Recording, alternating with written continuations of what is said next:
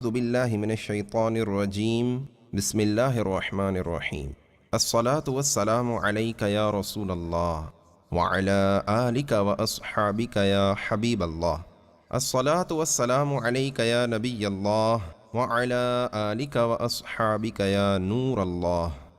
دین اسلام جس کی وسعتوں اور برکتوں کی روشنیاں بنی نوع انسانیت کو قدم بقدم لمحہ بلمحہ شناسا کرتی ہیں، ہر اس بات، ہر اس امر سے جو اس کی زندگی سے متعلق ہے سب عیاں کر دیا۔ ایسے ہی اسلامی تعلیمات میں سب ہی مہینے باعث تعظیم و احترام ہیں۔ اپنی اپنی جگہ ہر مدنی مہینہ اپنے دنوں کے پل پل میں عبادات، التجائے شفاعت اور قربانی کا درس لیے ہوئے ہے، لیکن ایک ایسا بھی مہینہ ہے جس میں یہ تمام صفات یکجا دکھائی دیتی ہیں اور عاجزی و انکساری عاشقان رسول میں خوب نظر آتی ہے۔ کیا بچے، کیا بوڑھے، سب کے لب پر ذکر و درود کی صدائیں ہوتی ہیں۔ مسجدوں میں، گھروں میں عزم عبادت، نوافل کی کثرت، قرآن کریم کی تلاوت اور امت مسلمہ میں امنڈ آنے والی سخاوت اس ماہ کی تعظیم و تکریم کا ثبوت پیش کرتی ہیں۔ قابل رشک بات یہ ہے کہ اس ماہ کی آمد سے قبل ہی اس کی تیاری میں عشاق رمضان مشغول ہو جاتے ہیں۔ گزرتے ماہ کے آخری دن نماز مغرب کی ادائیگی کے بعد ہر ایک کی نگاہ آسمان پر کچھ ڈھونڈنے کی کوشش کرتی ہے، کان کچھ سننے کو بےتاب ہوتے ہیں کہ یکایک طلوع ہلال کی نوید چہروں کو مزید چمکا دیتی ہے۔ قلب جھوم جھوم کر مرحبا ماہ رمضان پکارتے ہیں، ہاتھ دعا کے لیے بلند ہو جاتے ہیں، آنکھیں خوشی سے نم ہو جاتی ہیں۔ رب تعالیٰ کی رحمت کا امیدوار اپنے ارمانوں کی چادر کو پھیلائے اپنے رب سے مانگنے میں محو ہو جاتا ہے۔ یوں تو ہر مومن ہی کے لیے رمضان بہار ہی بہار ہوتا ہے، لیکن کچھ ہستیاں ایسی بھی نظر آتی ہیں کہ ان کے عشق و محبت دیکھ کر دل کی دنیا کھل اٹھتی ہے۔ ایسی ہی ایک عظیم ہستی شیخ طریقت، امیر اہل سنت، بانی دعوت اسلامی حضرت علامہ مولانا ابو بلال محمد الیاس عطار قادری رضوی ضیائی دامت برکاتہم العالیہ کا استقبال رمضان اور تعظیم رمضان کا جذبہ بہتیروں کی زندگیوں میں مدنی انقلاب برپا کر دیتا ہے۔ عقل حیرہ و خیرہ رہ جاتی ہے کہ اس پرفتن و پرآشوب دور میں اس قدر والہانہ و عاشقانہ دین سے رشتہ، سبحان اللہ۔ رمضان کی آمد مرحبا، ماہ غفران کی آمد مرحبا، ماہ سیام کی آمد مرحبا، شہر الرحمان کی آمد مرحبا، رمضان کی آمد مرحبا، رمضان کی آمد مرحبا، رمضان کی آمد مرحبا، رمضان کی آمد مرحبا۔ آ گیا رمضان ہے، آ گیا رمضان ہے، مرحبا صد مرحبا پھر آ گیا رمضان ہے، مرحبا صد مرحبا پھر آ گیا رمضان ہے۔ کھل اٹھے مرجائے دل، کھل اٹھے مرجائے دل، تازہ ہوا ایمان ہے۔ آ گیا رمضان ہے، آ گیا رمضان ہے، آ گیا رمضان ہے، آ گیا رمضان ہے۔ یا خدا ہم عاصیوں پر یہ بڑا احسان ہے، یا خدا ہم عاصیوں پر یہ بڑا احسان ہے۔ زندگی میں پھر عطا، زندگی میں پھر عطا ہم کو کیا رمضان ہے۔ آ گیا رمضان ہے، آ گیا رمضان ہے۔ چند ہی لمحوں میں تمام منظر تبدیل ہو جاتا ہے۔ کچھ ہی دیر گزرتی ہے کہ اسلامی بھائیوں کی ایک بڑی تعداد اللہ عز و جل کے حضور اپنی جبیں رکھنے کی تمنا لیے مساجد کی جانب چل پڑتے ہیں۔ ہر اسلامی بھائی صف اولیٰ میں تکبیر اولیٰ کے ساتھ نماز کی ادائیگی کا متمنی ہوتا ہے۔ زیادہ سے زیادہ وقت اللہ عز و جل کے گھر میں گزارنے کی خواہش پیدا ہوتی ہے۔ قیام، رکوع اور سجدے کی وہ لذت حاصل ہوتی ہے کہ عبادات سے دور رہنے والے بھی ان ایام میں بڑے اہتمام کے ساتھ مساجد کا رخ کرتے ہیں۔ اس ماہ مبارک کا مسلمانوں پر ایسا فیضان ہے کہ خوش نصیب اسلامی بھائی اپنے آرام اور نیند پر عبادت کو ترجیح دیتے ہیں۔ رات کے پہر میں نوافل، تلاوت قرآن پاک، ذکر و اذکار اور درود و سلام میں مشغول رہتے ہیں۔ کیونکہ اس ماہ میں کی جانے والی فرض عبادات کا ثواب 11 ماہ کے مقابلے میں 70 گنا بڑھا دیا جاتا ہے۔ رحمتوں کی شب و روز چھما چھم برسات ہوتی رہتی ہے۔ فجر سے مغرب تک اپنے رب عز و جل کی رضا اور سردار دو عالم صلی اللہ تعالی علیہ وآلہ وسلم کی خوشنودی کے لیے اسے بھوک و پیاس کی برداشت انتہائی لطف و راحت پہنچاتی ہے۔ ان مبارک ایام میں تقوی و پرہیزگاری، عاجزی و انکساری، ہدایت، نصیحت، تلقین، ایثار، درگزر، سخاوت اور آپس میں خیر خواہی و غمخواری کے جذبے سے ہر روزہ دار سرشار ہوتا ہے۔ اللہ کا انعام ہے، فیضان رمضان ہے، فیضان رمضان ہے، فیضان رمضان ہے۔ اس ماہ مبارک کا ایک اہم ترین خاصہ اعتکاف بھی ہے، جہاں معتکفین اسلامی بھائی شب و روز اللہ عز و جل کی عبادت اور سرکار مدینہ صلی اللہ تعالی علیہ وآلہ وسلم کی اطاعت میں مصروف رہتے ہوئے اس ماہ اقدس کی برکتوں اور رحمتوں سے مستفیض ہوتے ہیں۔ مدنی چینل کے ناظرین، اعتکاف ان عبادات میں شامل ہے جو پچھلی امتوں میں بھی موجود تھیں۔ اللہ عز و جل کا فرمان عالی شان ہے، اعوذ باللہ من الشیطان الرجیم، بسم اللہ الرحمن الرحیم، وعہدنا الی ابراہیم واسماعیل ان طہر بیتی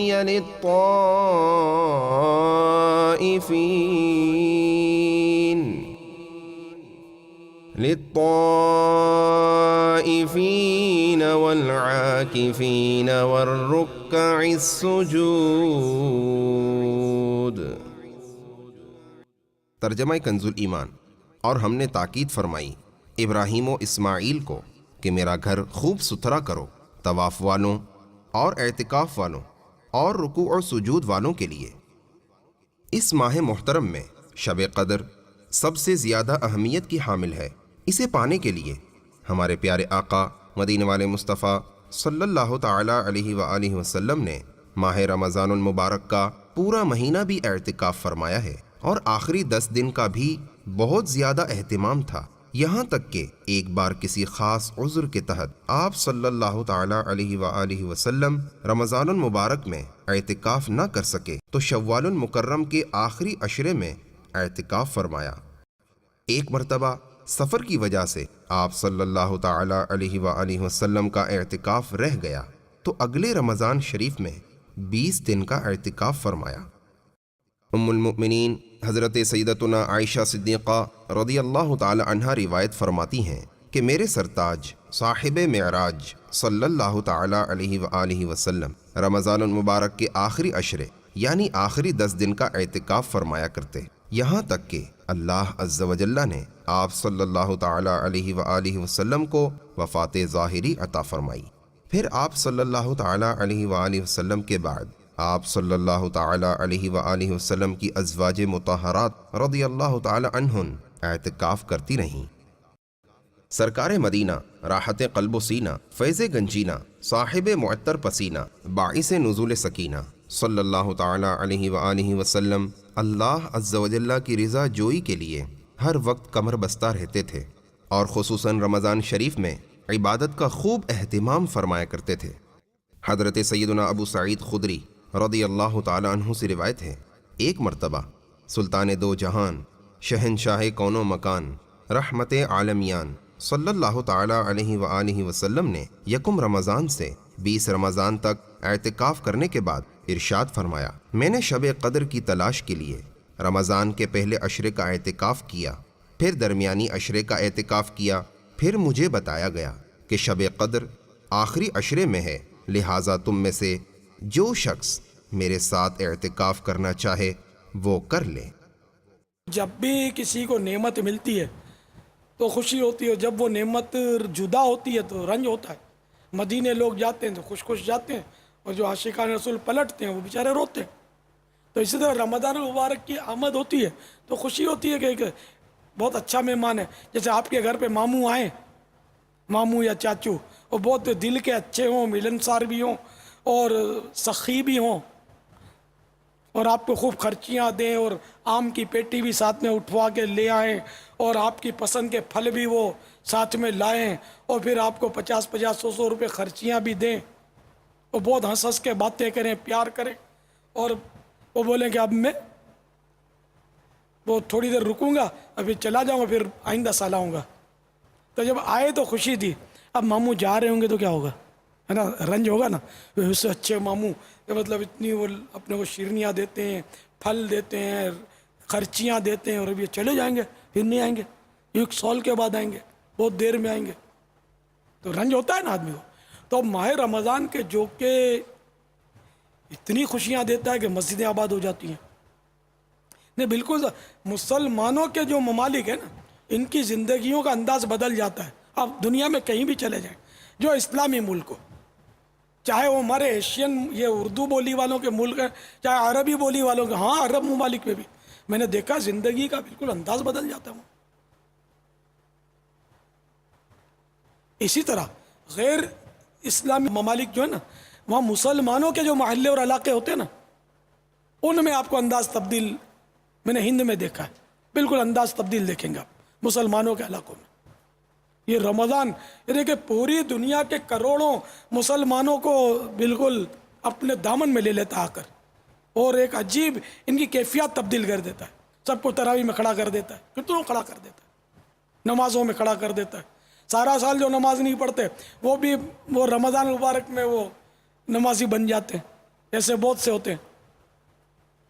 اب اتنے اعتکاف کی بہاریں پاکستان میں، صرف پاکستان میں 50 مقامات کی میری معلومات کے مطابق 50 مساجد میں اجتماعی اعتکاف ہو رہا ہے، 30 دن کا، 1 مہینے کا.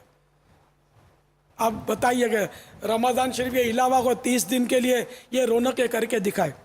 دنیا کی بڑے سے بڑی طاقت جو اپنے آپ کو فن خان سمجھتے ہو نا، وہ 1 دن کے 1 سیکنڈ کی رونق رمضان جیسی کر کے دکھائیں.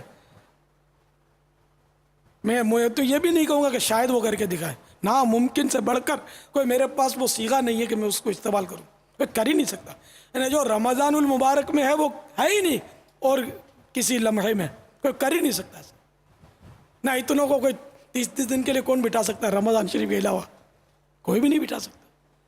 اچھا آپ کو مار مور کے وہ گن پوائنٹ پہ بٹھا دے وہ ایک الگ بات، وہ تو جینیں بھری ہوئی ہیں، عبادت کے لیے بٹھا دے خوش دلی کے ساتھ، خوشی خوشی ہے. کیسے آپ لوگ آئے ہوں گے گھر سے خوشی خوشی چلے، اور پھر تو کتنا دل آپ کا بلیوں چل رہا ہے خوشی سے.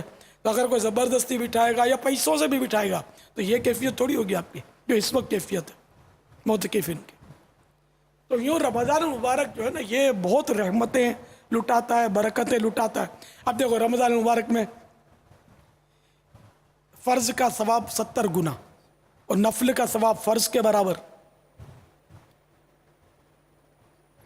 اور اس کے علاوہ اس میں نیکیوں کا اجر کافی بڑھ جاتا ہے. اچھا وہ جنت کے دروازے کھل جاتے ہیں، جہنم پر تالے پڑ جاتے ہیں، اور ہمارا بہت بڑا دشمن ابلیس شیطان قید میں ڈال دیا جاتا ہے.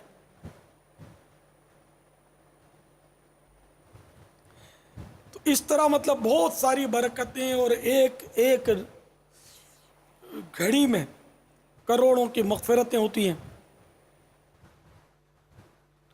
اور آخری رات آتی ہے تو ساروں کے مجموعے کے برابر مغفرت ہوتی ہے. اور ایسے گناہگاروں کی مغفرتیں ہوتی ہیں کہ جن پر ان کے گناہوں کے سبب جہنم واجب ہو چکا ہوتا ہے، ایسوں کی مغفرتیں ہو جاتی ہیں. تو اب اتنی رحمتیں لٹانے والا مہینہ آئے اور کوئی بولے کہ مجھے خوشی نہیں ہے، تو یہ کیسے ہو سکتا ہے؟ کوئی مسلمان یہ جرت کرے گا بھی نہیں کہ مجھے خوشی نہیں ہے. الحمدللہ ہمیں خوشی ہے. جی آیا نو، جی آیا نو، جی آیا نو، مرحبا مرحبا مرحبا مرحبا صد مرحبا، پھر آمد رمضان ہے. مرحبا صد مرحبا، پھر آ گیا رمضان ہے. مرحبا صد مرحبا، پھر آ گیا رمضان ہے مرحبا صد مرحبا پھر آ گیا رمضان ہے کھل اٹھے مرجائے دل تازہ ہوا ایمان ہے کھل اٹھے مرجائے دل تازہ ہوا ایمان ہے تازہ ہوا ایمان ہے. الحمدللہ واللہ تعالی اعلم ورسول اعلم عز وجل وصلی اللہ تعالی علیہ وآلہ وسلم. صلو علی الحبیب صلی اللہ تعالی علی محمد.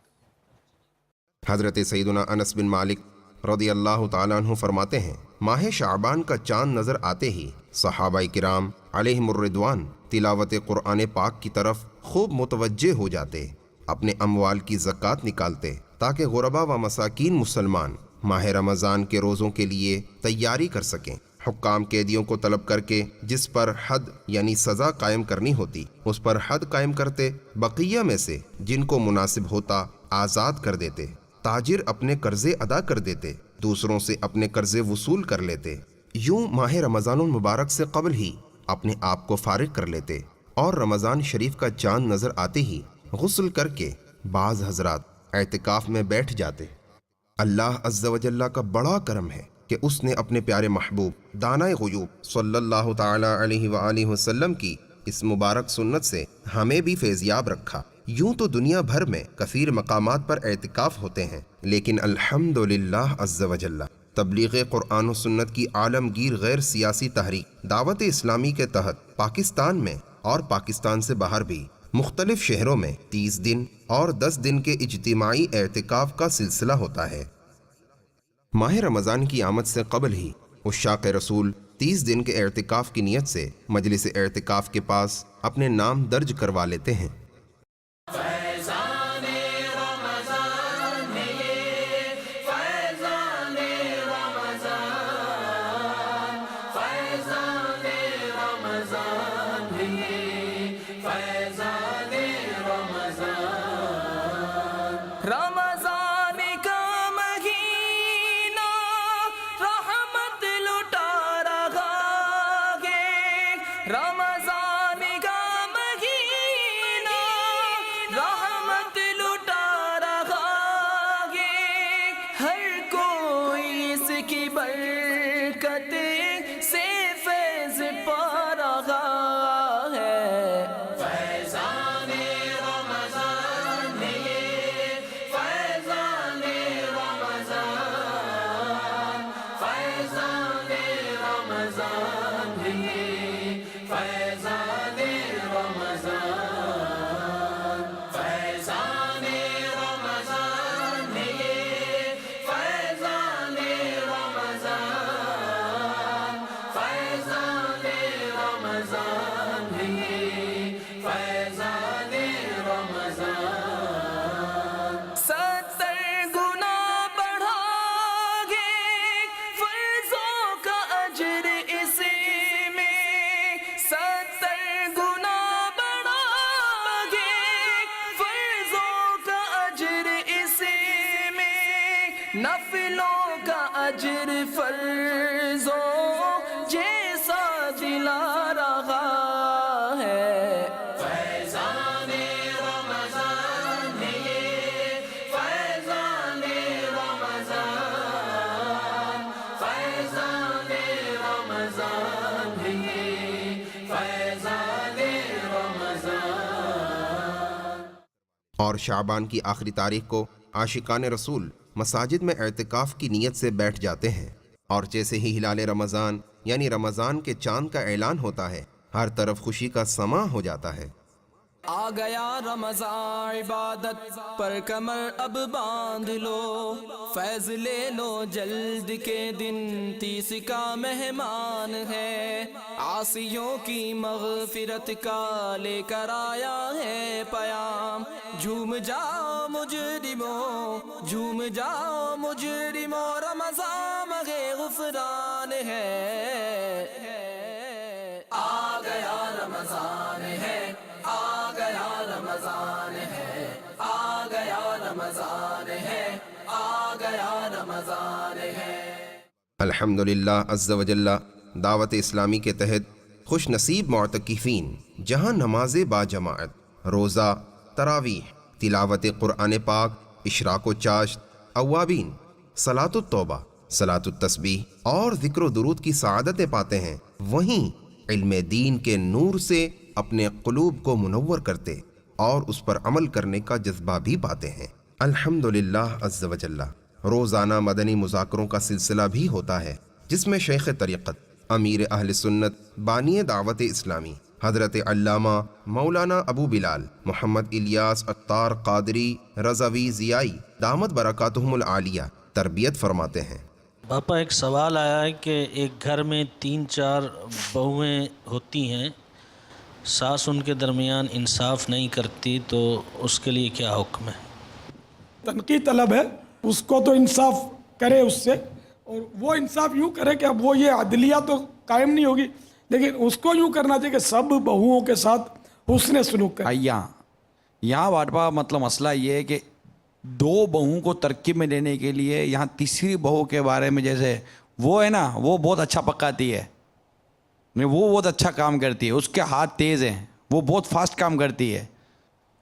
وہ ہے نا اپنے فقی ابو اللیث سمرقندی رحمۃ اللہ تعالیٰ علیہ کی کتاب تنبیہ الغافلین میں ایک حکایت ہے، کسی مشہور بزرگ کی حکایت ہے، سفیان ثوری رحمۃ اللہ علیہ کی یا کسی مشہور کی، کہ وہ 2 طبیب سے ان کا کچھ واسطہ پڑا، 2 طبیبوں سے، تو آپ نے فرمایا کہ اگر ایک طبیب کی اس میں غیبت نہ ہو جاتی نا، تو میں کہتا کہ ایک طبیب سے وہ طبیب ہے نا، وہ بہت یعنی اچھا علاج جانتا ہے۔ تو یہ ایک مطلب سمجھانے کا مدنی پھول ہے، بہت سمجھنے کا مدنی پھول ہے، کہ یہ حقیقت ہے کہ اگر 4 بہویں ہیں، 3 بہویں ہیں، کہ ایک کے بارے میں کہا کہ یہ بہت اچھا پکاتی ہے، تو اس کا مطلب 2 کی تو کاٹ ہو ہی گئی نا، اور وہ 2 اگر اللہ کے ڈر سے مالا مال ہوئی، خوف خدا والی ہوئی، تب تو صبر کر جائیں گی، ورنہ شاید حسد میں پڑ جائیں گی اور ساس کی مخالف بھی ہو جائیں گی، اور پھر یہ کہ تہمت، غیبت، بدگمانی، چغلی، لگائی بجھائی، طرح طرح کے گناہوں کا ایک دروازہ کھل سکتا ہے اس میں، یعنی وہ اسٹو میں رہیں گی کہ اب یہ وہ منظور نظر بہو ہے، یہ کبھی غلطی کرے تو پھر اس کو ہم اچھالیں، تو یہ اسٹو میں رہنا یہ بھی بہت بری بات ہے۔ تو اس طرح مطلب یہ کہ ہمیشہ خیال رکھنا چاہیے۔ میں یہ سوال حضرت صاحب سے کرنا چاہتا ہوں، اعتکاف کے اندر جو یہ وضو خانے کے اندر جو گٹکا وٹکا کھاتے ہیں، یہ ہم سے چھوٹنا چاہتے ہیں، ہم یہ کیسے چھوڑ سکتے ہیں؟ گٹکا وغیرہ کھانے کے تعلق سے انہوں نے پوچھا، معتکف ہیں یہ، تو اب یہ ان کے سوال سے پتہ چلا کہ استنجا خانے میں گٹکے کھا رہے ہیں، مجھے پتہ نہیں تھا یہ۔ ہم نے یہاں فیضان مدینہ میں اعتکاف کے اندر، دوسرے اعتکاف کا تو مجھے نہیں معلوم، یہاں کا پتہ ہے کہ پان گٹکے مسجد میں لانے پر پابندی ہے۔ اب جو 10 دن کا اعتکاف شروع ہوگا تو یہ تو بہت زیادہ اسلامی بھائی آ جاتے ہیں، اور یہاں اپنے میلاد ہال میں پھر مدنی مذاکرہ ہو بھی نہیں سکتا، اوپر ہی ہوں گے دونوں مدنی مذاکرے، بہت ماشاءاللہ اسلامی بھائی تشریف لاتے ہیں، تو وہ بھی سن لیں کہ اگر پان گٹکے نہیں چھوٹتے آپ سے تو ہم کو مہربانی کر کے تکلیف نہیں دینا۔ اعتکاف فرض یا واجب تو ہے نہیں، کیونکہ پھر کسی کو اس کے کھانے کے طریقے معلوم نہیں، ایک تو نقصان دہ تو ہے ہی ہے، تو اپنی جگہ پر خیر، اب نقصان تو زیادہ کھانا بھی نقصان ہے، وہ کھاتے ہی ہیں اور ہم کھلاتے بھی ان کو، ہم کیا کھلائیں گے، اللہ ہم سب کو کھلاتا ہے۔ پان گٹکے کا ہم کو جو سائیڈ ایفیکٹ ہے نا، نے دل جلا پا کہ وہ ادھر پھر پچکاری مارتے ہیں ادھر پچکاری مارتے ہیں. اس کا مطلب استنجا خانوں کی وہ دیواریں بھی رنگین کراتے ہوں گے. ارے تھوکیں گے کہاں پھر؟ مومن کا تھوک تو وہ گندگی پر بھی ڈالنے کی اجازت نہیں، منع ہے اس کی، پیشاب پر. اور تو مطلب کہاں اب پان گٹکا کھاتے ہوئے تھوکنا تو پڑتا ہی ہے نا اس میں. تو اس لیے وہ پھر ادھر ادھر وہ رنگین کر دیتے ہیں دیواریں. اور بیچارے یہ ظاہر ہے کہ اللہ کے گھر کی دیواریں ہیں. فنائے مسجد بھی بہرحال اس لیے تھوڑی کہ ادھر مطلب پان کی پچکاریاں مارے، یہ ساری وقف کی جگہ ہے. تو اس میں ظاہر ہے کہ اس کو گندا کریں گے اس طرح تو گناہ گار ہوں گے نا. تو یہ ایک مطلب وہ جلا پا ہے. اب وہ بیچارے یہ ہمارے مدنی مذاکرے سنتے بھی نہیں ہیں اس طرح کے لوگ. اب وہ استنجا خانے میں گٹکا چبا رہے ہوں گے، یہ ہو سکتا ہے. تو بتا نا وہ استنجا خانے میں جا کے کھاتے ہیں. تو اب اس طرح تو دوسرے بیچارے لائن لگا کر کھڑے رہتے ہوں گے، یہ گٹکے چباتے رہتے ہوں گے رات کو. اللہ کے گھر کی صفائی یہ میری ذمہ داری نہیں ہے، ساروں کی ذمہ داری ہے. بلکہ جہاں جہاں مدنی اعتکاف میں اس وقت سن رہے ہیں وہ سب مطلب اگر ان کو یہ مدنی مرکز کا حکم نہیں پہنچا تو میری درخواست کو نافذ کر دیں کہ کسی بھی مدنی مرکز میں جہاں اپنا اعتکاف ہو رہا ہے پان گٹکے پر پابندی کوئی بھی نہ لائے. پان گٹکا پلس سگریٹ بھی نہ لائے. سگریٹ ان دونوں چیزوں سے خطرناک ہے، کیونکہ سگریٹ میں اتنی بدبو ہوتی ہے، اس کا دھواں دوسرے کے لیے نقصان دہ. پان گٹکا کھانے سے دوسرے کو نقصان نہیں ہوتا، سگریٹ کا دھواں دوسرے کو نقصان کرتا ہے، صحت کو اس کو تو تباہ کرتا ہی ہے لیکن دوسرے کو بھی نقصان پہنچاتا ہے. پلس یہ کہ اس کے منہ میں بو ہو جاتی ہے. اب بدبو ہوتے ہوئے مسجد کا داخلہ حرام ہے، گناہ گار ہوگا. بدبو سب صاف کر کے آتے ہوں یہ ضروری نہیں ہے، بلکہ اعتکاف والوں کو بھی چاہیے کہ وہ اپنے منہ صاف رکھا کریں. کیونکہ اب جب امام بنتا ہوں نا تو بدبو آ رہی ہوتی ہے. تو میں نے خیر اس کی ترکیب رکھی ہے لیکن رہا نہیں آتا تو بیچارے بولنا شروع کرتے ہیں. جب بولنا شروع کرتے ہیں تو بعض اوقات بدبو آ جاتی ہے. اب پھرتی میں آتی نہیں ہے لیکن آ جاتی ہے. تو میں نے اس کے لیے پرچہ بنایا، کیونکہ اب مسئلہ ایسا ہے کہ جس کو یہ ظن غالب ہو کہ اس کو سمجھاؤں گا تو یہ مان جائے گا، تو واجب ہو جائے گا اس کو سمجھانا، کیونکہ یہ مسجد میں بدبو کے ساتھ جانا حرام ہے. تو بہرحال یہ کہ اپنے منہ کی بدبو روز چیک کریں، دن میں چند بار. یہ منہ پر ہاتھ رکھیں ہیں اور اندر سے سانس تو یہ سونگیں گے نا تو آپ کو پتہ چل جائے گا بدبو ہوگی. تو اعتکاف میں دانت صاف کرنا دشوار ہوتا ہے، صاف کرنا پڑے گا، خوب مسواک رگڑ کے کرنی پڑے گی آپ کو. اگر آتی ہے تو یہ تو منہ تو صاف کرنا پڑے گا، ورنہ مسجد میں داخلہ حرام ہو جائے گا.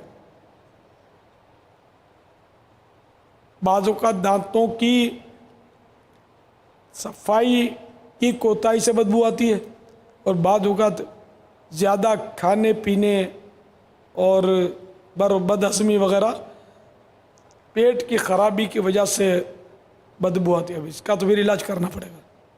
اس کا علاج قفل مدینہ پیٹ کا، یہ بہترین علاج ہے. لیکن اب چونکہ وہ بدبو پیٹ میں ہو گئی ہے تو وہ کچھ ادویات وغیرہ بھی کوئی چورن اور ایسا استعمال کرے تاکہ اس کا پیٹ جو ہے وہ صاف ہو جائے. اور اب اس میں غذا کم ڈالے تاکہ مسجد میں جا سکے، ورنہ اعتکاف کرے گا الٹا گناہ گار ہوگا اگر اس کے منہ میں بدبو ہے. تو مسجد میں جماعت سے نماز پڑھنے کے لیے مسجد میں داخلہ حرام ہے اس کا، تو اعتکاف تو واجب بھی نہیں ہے نا. تو یہ سب کے لیے تاکید ہے میری کہ اپنا منہ صاف رکھیں، کپڑے صاف رکھیں، امامہ صاف رکھیں، ہر کسی بھی چیز میں اپنے بدبو نہیں آنی چاہیے. السلام علیکم ورحمۃ اللہ تعالی وبرکاتہ. وعلیکم السلام ورحمۃ اللہ وبرکاتہ. اللہ عز و جل کا لاکھ لاکھ شکر اور احسان ہے کہ آج کی تاریخ جو 26 رمضان المبارک کی تاریخ ہے، دنیا اہل سنت کی ایک عظیم شخصیت جنہوں نے پوری دنیا اسلام میں ایک عظیم انقلاب برپا کر دیا ہے اور لاکھوں بے عملوں کو باعمل بنا دیا ہے، ہزاروں مشرکین کو دولت ایمان سے مالا مال کر دیا ہے، اس ذات والا تبار کی پیدائش کی تاریخ ہے۔ میری مراد امیر اہل سنت، امیر دعوت اسلامی ابو بلال حضرت علامہ مولانا محمد الیاس عطار قادری دامت برکاتہم القدسیہ سے ہے، جن سے میرا سابقہ سالوں پہلے پڑا۔ ان کے خلوات بھی دیکھنے کا موقع ملا، جلوات میں بھی میں نے ان کا مشاہدہ کیا۔ بحمدہ تبارک و تعالی سنتوں پر عمل کے معاملے میں بڑے ہی نادر اور اہم شخصیت ہے۔ میں ایک حقیر سا آدمی، جب میں تقریباً 12 سال قبل دعوت اسلامی کے علماء کی جو پہلی بیج ہے، جس میں مفتی دعوت اسلامی حضرت مولانا مفتی محمد فاروق عطاری علیہ الرحمہ بھی شامل تھے، اور ان کے رفقائے درس جو بڑے ہی ذی استعداد اور اچھی صلاحیت کی ٹیم تھی۔ بحمدہ تبارک و تعالی اس موقع پر امیر اہل سنت کا جو احترام علماء میں نے خود اپنے ساتھ جو دیکھا، کہ وہ باوجود کہ جب نکلتے بڑا اہتمام اور ان کے تحفظ کے لیے اور ان کی سیکورٹی کے لیے بڑے انتظامات کرنے پڑتے تھے، مگر وہ پھر بھی مجھ سے ملاقات کرنے کے لیے میری قیام گاہ پر تشریف لاتے تھے، اور جب میری قیام گاہ پر تشریف لاتے ننگے پیر تشریف لاتے تھے، اور میں ان سے فضل میں کچھ بھی نہیں، مجھ سے وہ فضل میں بڑے، تقوی میں تو ان کی ایک مثال ہے، مگر اس کے باوجود میرا جو وہ احترام کرتے تھے، میں سوچتا تھا کہ یہ ان کا احترام، ان کا ادب میرے اساتذہ کے ساتھ کیا ہوگا اور میرے مشائخ کے ساتھ کیا ہوگا۔ چنانچہ الجامعۃ الاشرفیہ کے صدر شعبہ افتاء فقیہ النفس حضرت علامہ مفتی محمد شریف الحق امجدی دامت برکاتہم القدسیہ، جنہیں دنیائے اسلام نائب مفتی اعظم ہند سے جانتی ہے، انہوں نے خود بیان فرمایا مجھ سے کہ مولانا، میں جب احمد آباد میں گیا تو مولانا محمد الیاس عطار قادری کا جو رسپیکٹ اور ادب اور احترام علماء میں نے دیکھا، یہ ان کی اپنی ایک مثال ہے۔ اللہ تبارک و تعالی امیر اہل سنت کا سایہ اہل سنت و جماعت پر، عالم اسلام پر قائم و دائم رکھے۔ میں اپنے رب کی بارگاہ میں دعا کرتا ہوں کہ اے پروردگار، ہماری غیر سیاسی عالمگیر قرآن و سنت کی تحریک جو مسلک امام احمد رضا قدس سرہ کو 4 داغ عالم میں عام و تام کر رہی ہے، اے اللہ اسے دشمنوں کے شر سے محفوظ رکھ، حاسدین کے حسد سے محفوظ رکھ، اور مولا ہماری یہ تنظیم جس طریقے سے آج دنیا میں 100 سے زائد ملکوں میں بڑے ہی مؤثر انداز میں کام کر رہی ہے، اے اللہ تو وہ دن بھی دکھا دے کہ دنیا کے ہر شہر میں، دنیا کے ہر ملک میں یہ تحریک، یہ تنظیم تیرے دین حنیف کی خدمات کا پرچم لے کر کے ہر جانب نمایاں نظر آئے۔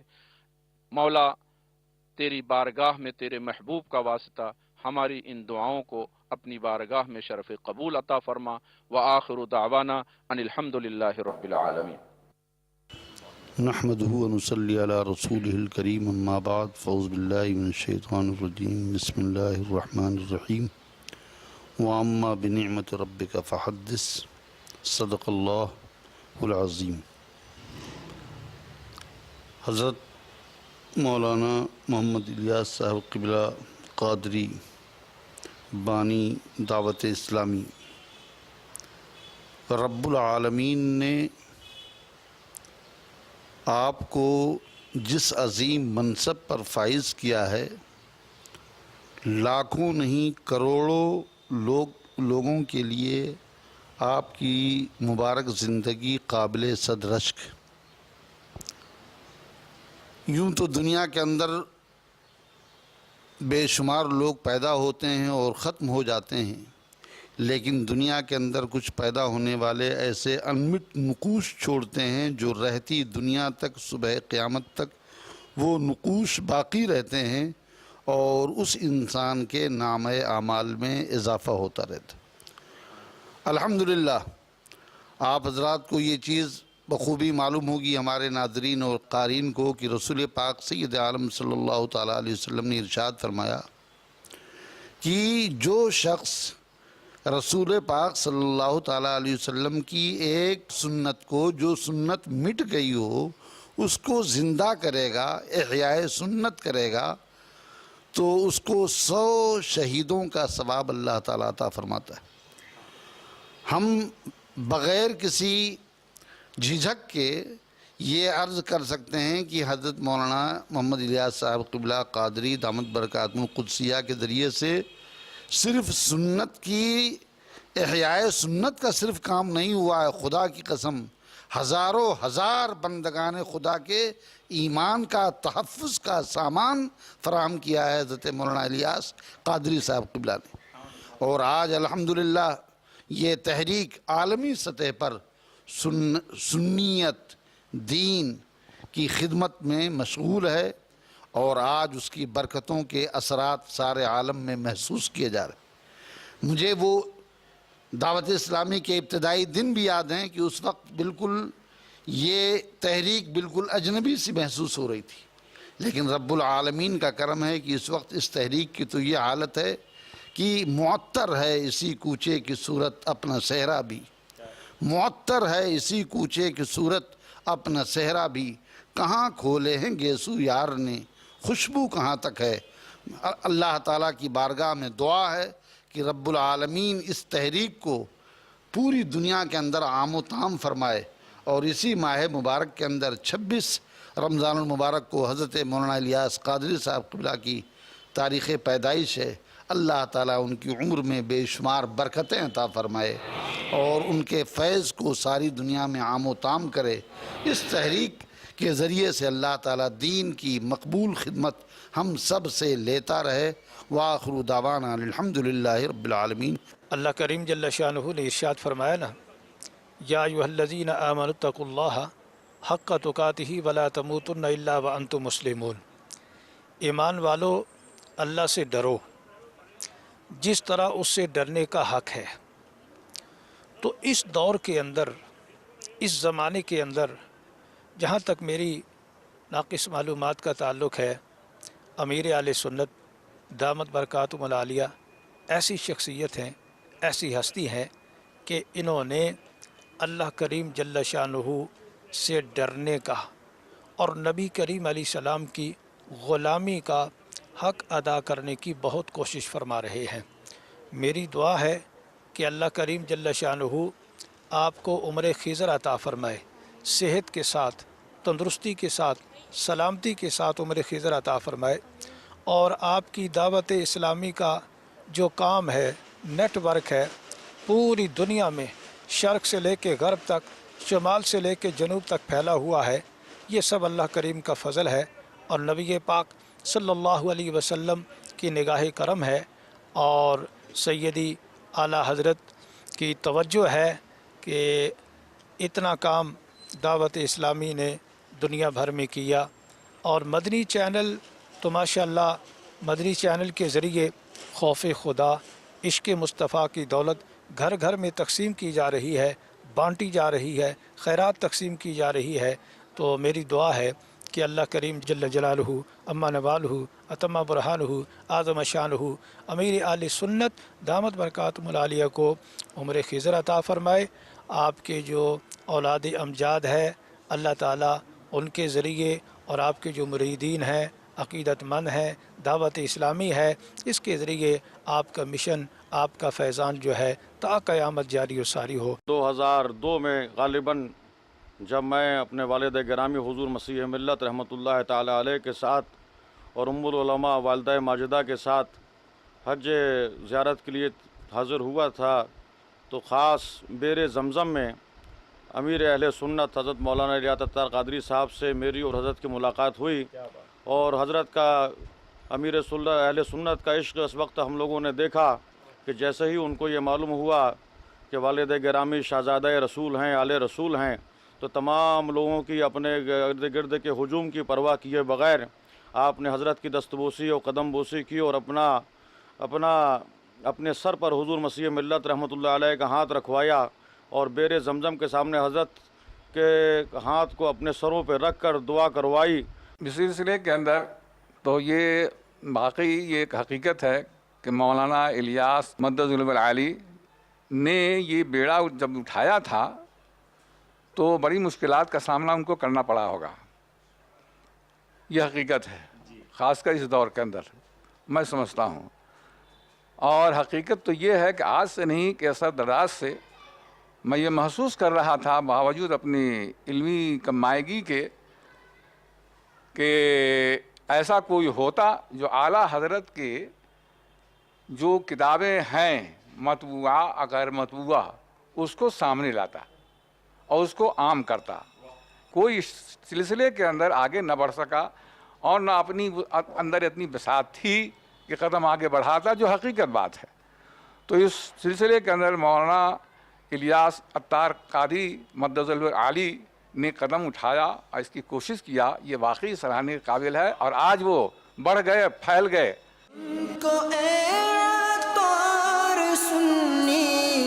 عالموں سے پیار ہے ہم کو، اے عطار سنی عالموں سے پیار ہے. انشاءاللہ دو جہاں میں اپنا بیڑا پار ہے. انشاءاللہ دو اپنا بیڑا پار ہے.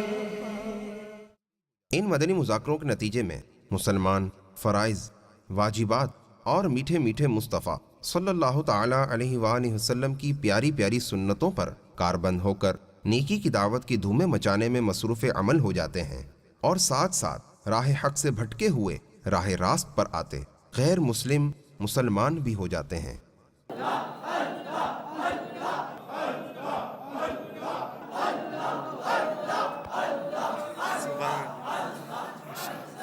بہت بہت مبارک ہو، اللہ تعالیٰ استقامت بخشے. یہ ہمارے 9 مسلم اسلامی بھائی ہیں. آج دعوت اسلامی کے ہفتہ وار اجتماع میں عالمی مدنی مرکز فیضان مدینہ میں انہوں نے اسلام قبول کیا ہے.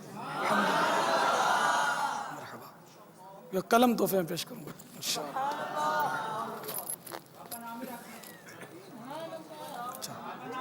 سبز قلم.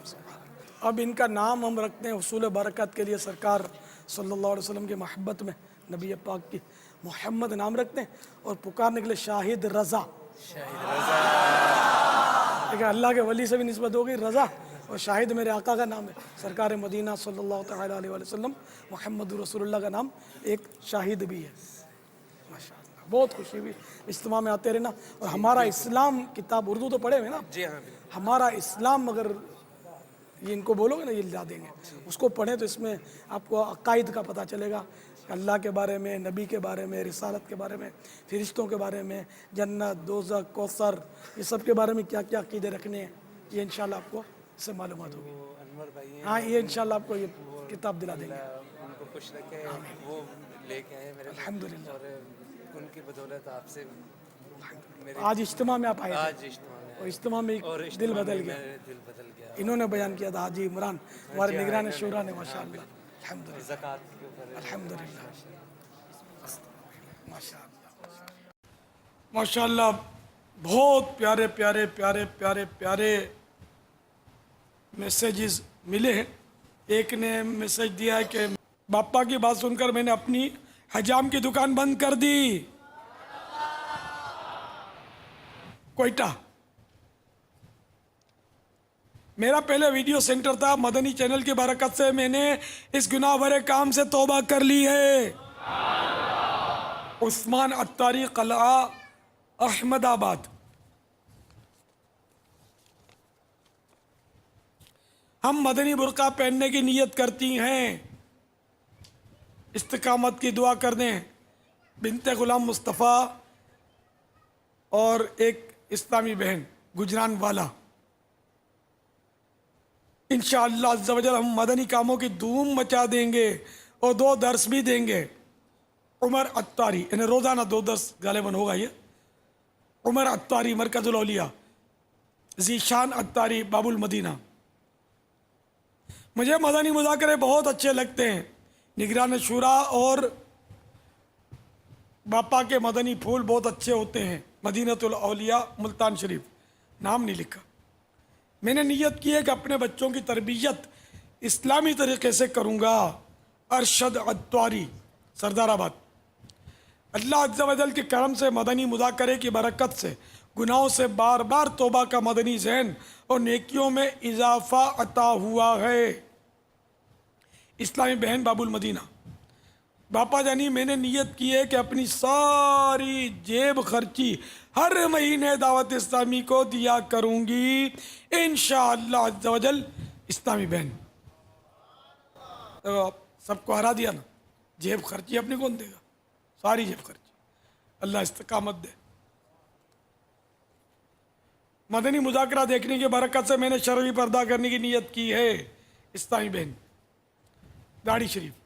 الحمدللہ عز و جل انفرادی کوشش سے 4 عیسائی بھائیوں کو داڑھی شریف رکھوائی اور امامہ شریف بندوایا۔ ایوب عطاری مرکز الاولیاء۔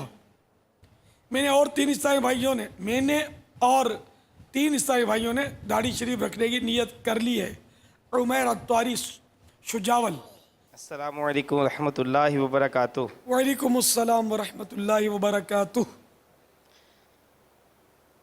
پیارے باپا جان، الحمدللہ عز و جل چاند رات کو وقف مدینہ کے لیے پاک حنفی کابینہ سے 63 اسلام بھائی تیار ہیں۔ ماشاءاللہ۔ اور الحمدللہ عز و جل 12 ماہ کے لیے 41 اسلام بھی تیار ہیں۔ ماشاءاللہ۔ اور جامعۃ المدینہ کی مجلس کی طرف سے 20 شوال کو 63 اسلام بھائی 12 ماہ کے لیے مزید تیار ہو جائے گی انشاءاللہ عز و جل۔ اسی طرح پیارے باپا جان 30 دن کے لیے 72 اسلام بھائی تیار ہیں۔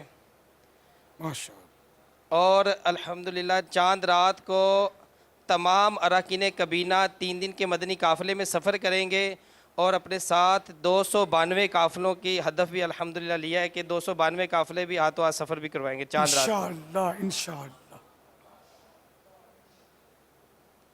اور الحمدللہ داڑھی شریف کی بھی بہاریں ہیں، امامے کی بھی بہاریں ہیں۔ الحمدللہ 100 اسلامی بھائیوں نے امامے باندھ لیے ہیں۔ اسی طرح 110 اسلامی بھائیوں نے داڑھی شریف کی نیت کی ہے۔ ماشاءاللہ۔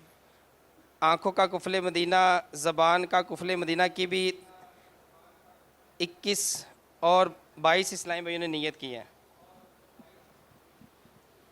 پیارے باپا جان آدھی روٹی کھانے کے حوالے سے بھی الحمدللہ 12 اسلامی بھائیوں نے آدھی روٹی کھانے کی بھی الحمدللہ نیت کی ہے، اور باقاعدہ وہ جب سے مدنی مذاکرہ سنا ہے وہ آدھی روٹی کھا رہے ہیں۔ سبحان اللہ۔ اور خزانے کے انبار کا رسالہ لنگر کرنے کے لیے ہاتھوں ہاتھ ہمارے ایک اسلامی بھائی نے 12,000 روپے کا خزانے کے انبار کا رسالہ لنگر کرنے کی بھی نیت کی ہے۔ ماشاءاللہ ماشاءاللہ ماشاءاللہ۔ پیارے باپا جان ہمارے لیے استقامت کی دعا فرما دیجئے کہ اللہ تعالی ہم سب کو ایمان پہ موت دے، دعوت اسلامی میں جینا مرنا نصیب فرمائے۔ جس طرح دنیا میں امامہ شریف سجایا ہے، داڑھی شریف سجائی ہے، مدنی حلیہ ہے، اسی طرح یہ داڑھی اور امامہ ہمارا قبر میں بھی ہمارے ساتھ جائے انشاءاللہ۔ ماشاءاللہ ماشاءاللہ۔ الحمدللہ عز و جل دعوت اسلامی کا مدنی پیغام تادم بیان 1433 سنہ ہجری 176 سے زائد ممالک میں پہنچ چکا ہے، لہٰذا ان مدنی مذاکروں کو پاکستان کے مختلف شہروں اور مختلف ممالک میں عشاق رسول سننے کی اور دیکھنے کی سعادت حاصل کرتے ہیں، اور امیر اہل سنت دامت برکاتہم العالیہ کے عطا کردہ مدنی پھول اپنے دل و دماغ کی گہرائیوں میں سجا کر اپنی زندگی کو شریعت مطہرہ کے مطابق گزارنے کی سعی میں مصروف ہو جاتے ہیں۔ اور پاکستان میں موجود مدنی مذاکرے کے شرکاء کے لیے خصوصیت یہ ہوتی ہے کہ مدنی چینل کی اوبی وین شہر شہر پہنچ کر مدنی مذاکروں کے بعض شرکاء کو براہ راست مدنی مذاکروں میں شریک کرتی ہے، جس میں سیدی و مرشدی امیر اہل سنت دامت برکاتہم العالیہ اور عشاق امیر اہل سنت آپس میں ہم کلام ہوتے ہیں۔ امیر اہل سنت دامت برکاتہم العالیہ اسلامی بھائیوں کو مدنی پھولوں سے بھی نوازتے ہیں، جس پر شرکاء اسلامی بھائی اپنی اچھی اچھی نیتوں کا اظہار کرتے ہیں اور عملی زندگی میں ان کو نافذ کر کے احسن انداز میں اپنی زندگی بسر کرنے کا عہد کرتے ہیں۔ اب گجرانوالہ کے اسلامی بھائیوں کی خدمات میں کچھ مدنی پھول پیش کر رہا ہوں، اور ضمناً ساری دنیا میں جہاں بھی ناظرین ہیں یہ ان کے لیے بھی ہیں۔ پارہ 1 سورۃ البقرہ آیت نمبر 45، وَاسْتَعِينُوا بِالصَّبْرِ وَالصَّلَاةِ وَإِنَّهَا لَكَبِيرَةٌ إِلَّا عَلَى الْخَاشِعِينَ۔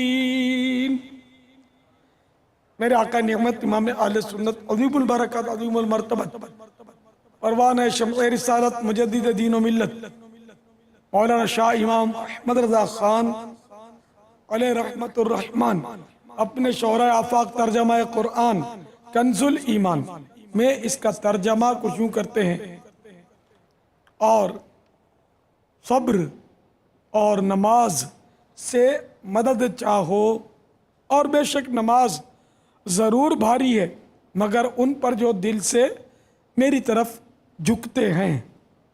فرمان مصطفیٰ صلی اللہ تعالی علیہ وآلہ وسلم، نماز جنت کی کنجی ہے۔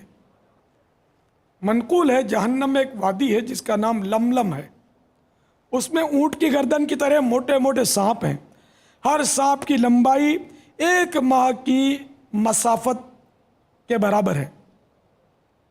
جب یہ سانپ بے نمازی کو ڈسے گا تو اس کا زہر اس کے جسم میں 70 سال تک جوش مارتا رہے گا، اور جہنم میں ایک وادی ہے جس کا نام جب الحزن ہے، اس میں کالے خچر کی مانند بچھو ہیں، اس کے 70 ڈنک ہیں اور ہر ڈنک میں زہر کی تھیلی ہے۔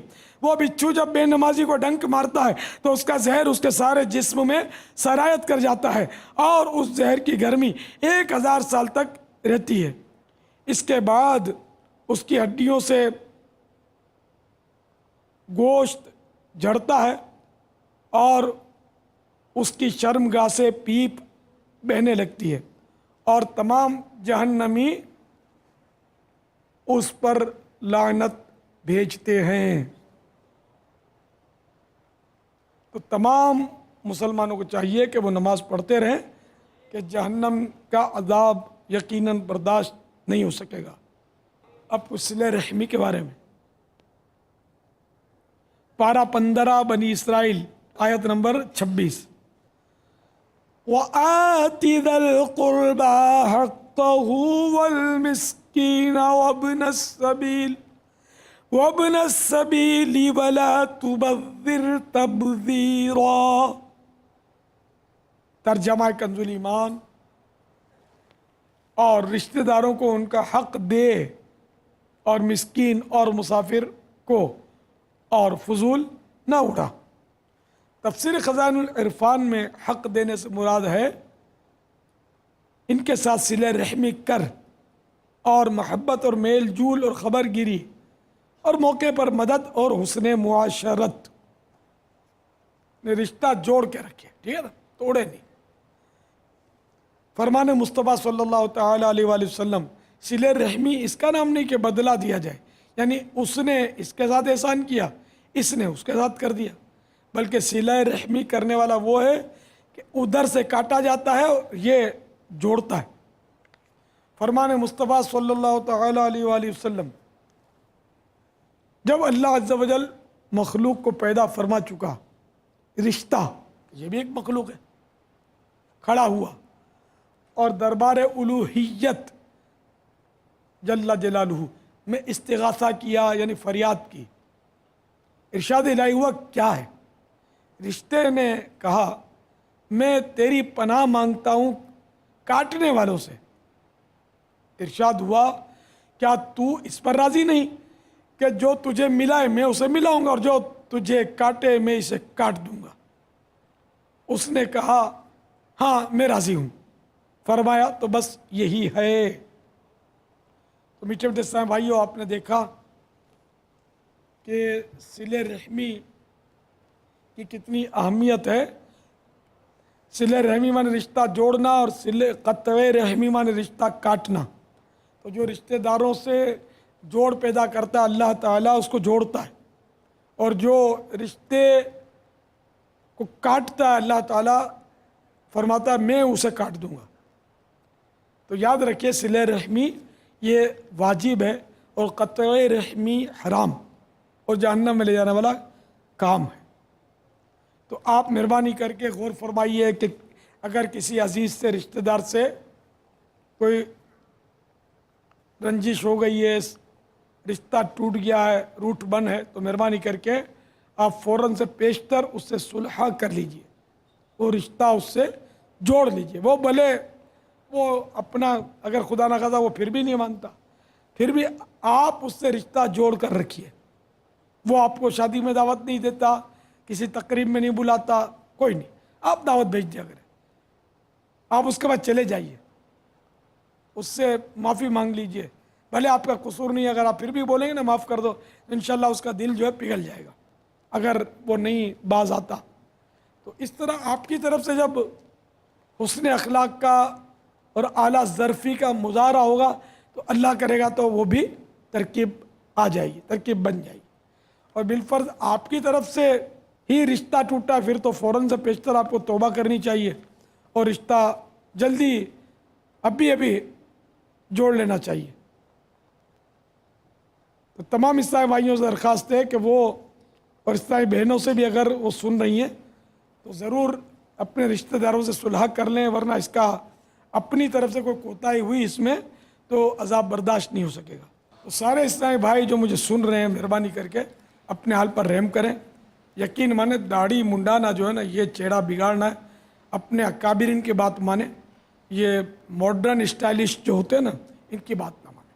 آپ لمعۃ الضحیٰ فی اعفاء اللغہ جو کہ اعلیٰ حضرت امام اہل سنت رحمۃ اللہ تعالیٰ علیہ کا رسالہ ہے، فتح رضویہ میں یہ رسالہ موجود ہے، ہو سکتا ہے الگ بھی ملتا ہوگا، تو اس میں اعلیٰ حضرت نے صاف لکھا ہے بزرگوں کے اقوال کہ داڑھی منڈانا جو ہے نا یہ تغیر خلق اللہ ہے، تغیر خلق اللہ ہے نا، تغیر خلق اللہ ہے، یعنی اللہ تعالیٰ کی تخلیق کو بگاڑنا، تبدیل کر دینا، بدل دینا۔ اور اس کو بزرگوں کے قول سے یہ آپ نے بیان فرمایا کہ جو داڑھی مونڈتا ہے وہ مصلح کرتا ہے۔ مصلح مانے چہرہ بگاڑنا، یعنی غیر مسلم کی بھی داڑھی پکڑ کر کاٹ دینے کی اجازت نہیں ہے، یہ مصلح ہی ہے۔ اور جہاد میں بھی مسلمانوں کو یہ ممانعت کی گئی ہے کہ کسی غیر مسلم پر حاوی ہو جائیں اور اس کو قتل کرنے میں بھی کامیاب ہو جائیں تب بھی اس کا چہرہ نہیں بگاڑ سکتے۔ چہرہ بگاڑنا میں ناک کاٹ دینا، کان کاٹ دینا، آنکھیں پھوڑ دینا، داڑھی کاٹ دینا، یہ سب مصلح ہے۔ پہلے جو کفار ہوتے تھے داڑھی رکھتے تھے، وہ جو مشرکین مکہ وغیرہ تھے، ابو جہل ابو لہب سب داڑھی والے تھے، اس لیے وہ اب یہ داڑھی منڈانا بہت عروج پر آ گیا، اور نعوذ باللہ یہ ذہن بن گیا کہ داڑھی منڈانے سے اچھے لگتے ہیں، تو اچھا وہ جو اللہ اور رسول کے یہاں اچھا ہو، اب دنیا میں اچھا لگ کر کیا کرنا ہے یار؟ اگر اللہ اور رسول عز و جل و صلی اللہ تعالیٰ علیہ وآلہ وسلم کی بارگاہ میں اگر کوئی اچھا نہیں ہے تو وہ لاکھ اچھا بنتا رہے، وہ اچھا ہے ہی نہیں، خدا کی قسم وہ اچھا نہیں ہے، وہ اچھا ہو ہی نہیں سکتا۔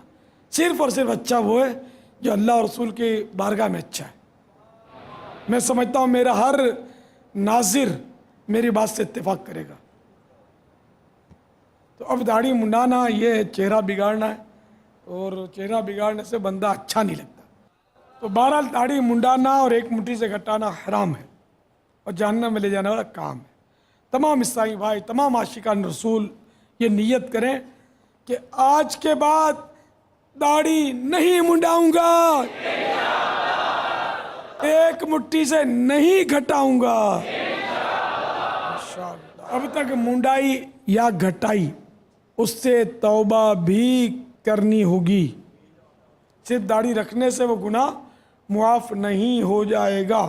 اسلاف کے کردار کی عملی نظیر شیخ طریقت امیر اہل سنت دامت برکاتہ العالیہ کی مشکبار اور عطربار صحبت کے وہ نادر لمحات کہ دیوانے اپنی بےتاب نظروں بے ربط دھڑکتے دلوں کے ساتھ امیر اہل سنت دامت برکاتہ العالیہ کی صحبت سے فیضیاب ہوتے ہیں۔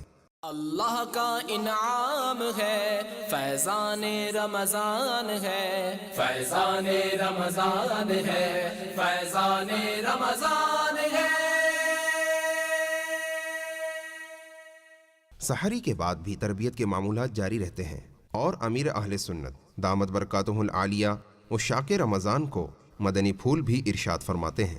آپ اپنے احساس کمتری کو نکال دیں گے نا تو جو کام آپ کر دیں گے نا وہ شاید پڑھا لکھا بھی نہیں کر سکے گا۔ اور اس میں شرمائی نہیں، میں نے ایک بزرگ کو دیکھا تھا جس کی پلکیں سفید تھی، پلکیں سفید تھی اور شاید 107 سال ایک خبر نہیں کتنی اس کی بہت عمر بتاتے وہ بوڑھے کی۔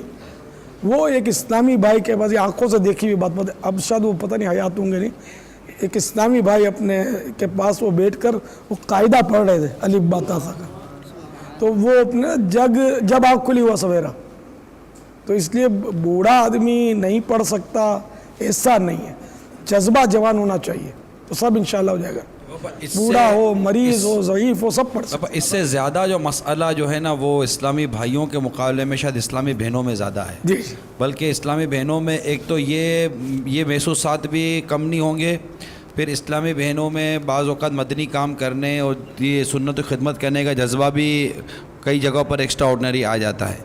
تو اب اس طرح اسلامی بہنیں کیا کریں، ان کو ویسے گھر سے باہر نکلنے کے بھی مسائل ہیں اور تعلیم کے حوالے سے بھی یہ بہت زیادہ احساس کمتری کا بعض اوقات شکار ہو جایا کرتی ہیں، تو ان کو کس انداز سے اپنے سنت و خدمت کریں گے۔ اسلامی بہنوں کا کردار اس معاشرے میں اگر دعوت اسلامی کے انداز کے مطابق ہمیں مل جائے تو وہ بہت کچھ تبدیلی ہو سکتی ہے۔ بالکل، آپ کیا فرماتے ہیں؟ بالکل، دیکھیں انقلاب برپا ہو جائے۔ پہلی تربیت گاہی ماں کی گود ہے، اس طرح بہن کا ذہن بن جائے نا اور وہ اپنی اولاد پر انفرادی کوشش کرے، ان کی صحیح تربیت کرے، اپنے گھر کے محارم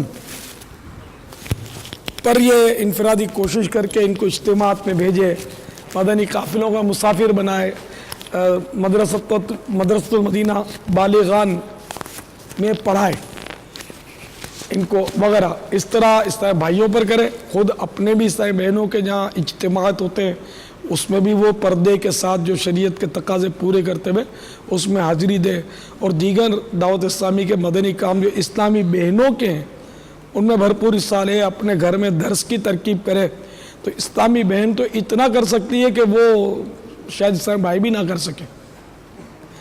بی بی عائشہ صدیقہ رضی اللہ تعالیٰ عنہ ام المؤمنین تھی، ہماری ماں ہے، ٹھیک ہے نا، اور ان کا نام کتنا روشن ہے، بہت بڑی عالمہ تھی، بہت بڑی عالمہ، کہ اس وقت روئے زمین پر کوئی مرد بھی ان جیسا عالم نہیں ہے، اتنی بڑی عالمہ تھی کہ بارگاہ رسالت سے براہ راست انہوں نے علم حاصل کیا اور چھوٹی سی عمر میں یہ علم حاصل کیا۔ جب میرے آقا صلی اللہ تعالیٰ علیہ وآلہ وسلم نے پردہ ظاہری فرمایا، وصال شریف ہوا، تو ان کی عمر امی جان کی پتہ کتنی تھی؟ صرف 18 سال۔ آج کی 18 سال کی لڑکی کو بولنا بھی نہیں آتا، تو اتنی سی عمر میں انہوں نے مطلب ہے کہ 13 سال پر ان کی رخصتی ہوئی تھی، 13 سال کی عمر پہ جو مجھے یاد آ رہا ہے، اور 18 سال 5 سال سرکار کے قدموں میں رہیں اور وہ علم حاصل کیا۔ تو اس عورت بھی کر سکتے، ولی اور بھی ولیات ہوئی ہیں، کئی صحابیات ہیں کہ جن سے احادیث مبارکہ منقول ہے، بڑے بڑے صحابہ بی بی عائشہ سے پردے میں رہ کر مسائل پوچھتے تھے، ایسی بڑی عالمہ تھی۔ تو اسلامی بہنیں بھی کام کر سکتی ہیں، ایسا نہیں ہے، وہ کہ کرنے کا جذبہ ہونا چاہیے۔ اگر جذبہ صادق ہے تو راہ خود ہی نکل آتی ہے اور کام بنتا چلا جاتا ہے۔ تو اسلامی بہنوں کو بھی چاہیے کہ نرمی سے اور عاجزی سے اپنے محارم کو سمجھائیں۔ ویسے ان کے بعد اشکوں کا تو بہت بڑا وہ اسٹاک ہوتا ہے، تو اگر زیادہ دل جلے تو وہ اشکوں کی زبانی ان کو سمجھائیں، अपने महारिम को रो रो के समझाए, मगर वो आजिज़ी नहीं होगी तो मसला हो जाएगा। यानी वालिद साहब को नमाजी बनाना है तो वालिद साहब, अब आप नमाज पढ़ते नहीं हो, मानते नहीं हो, जहन्नम में चले जाओगे, नहीं पढ़ोगे मर जाओगे, तो इस तरह वो नहीं समझेंगे। वो अपने रोना शुरू करे, कदम पकड़े बाप के कि अब्बू अब नमाज पढ़िए ना। इस तरह करेगी ना तो अब्बू इंशाल्लाह बोलेंगे मैं तहज्जुद भी पढ़ूंगा। बेटी मत अब मत रो, बेटी चुप हो जा, बेटी नहीं बेटा नहीं, मैं पढ़ूंगा, मैंने वादा किया ना मैं पढ़ूंगा। इस तरह और मसाइल पे भी जो बेअमली के हैं कि अगर अब्बू माज़अल्लाह शराब पीते हैं, अब्बू जुआ खेलते हैं, अब्बू के और भी मसाइल तो होते हैं ना, तो अगर बेटी इस तरह जिस तरह मैंने नुस्खा दिया ना इस तरह समझाएगी ना तो समझाने में कामयाब होने का चांस बहुत ज़्यादा है। और अगर झगड़ा करेगी तो चांस ना होने के बराबर कि खामखा सामने ज़िद पैदा हो जाएगी। दूसरा एक तरीका ये भी है कि मकतबतुल मदीना की कैसेटें, ऑडियो कैसेटें हैं या VCDs अब्बू को देखने पर राज़ी कर दें तो इंशाअल्लाह अब्बू का दिल पिघल जाएगा। बस इसको पैर पकड़ के रो धोकर उसको मनाए कि मैं और क्या बोलती हूँ आपको, खाली सुन तो लो, बेटी की इतनी बात भी नहीं रखेंगे, अब्बू आप ऊ करके रोए, इंशाअल्लाह वो ज़रूर सुनेंगे, अल्लाह करेगा इनकलाब आएगा। जो कानों में ये बातें तो जहाँ बेचारों को पता ही नहीं होती। अल्लाहु अकबर, अल्लाहु अकबर, अल्लाहु अकबर, अल्लाहु अकबर, अशहदु अल्ला इलाहा इल्लल्लाह,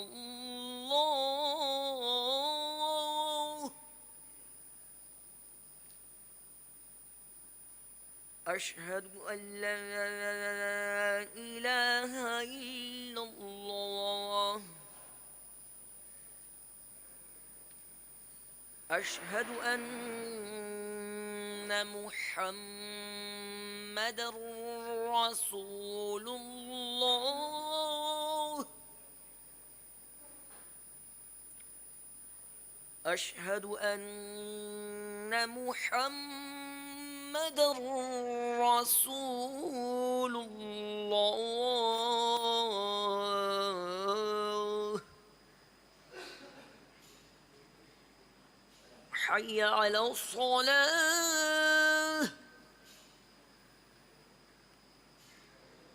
हय्या अला सलाह,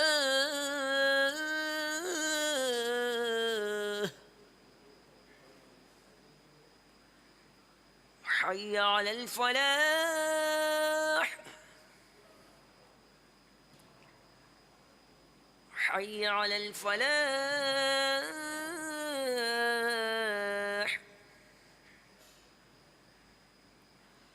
अस्सलातु खैरुम मिनन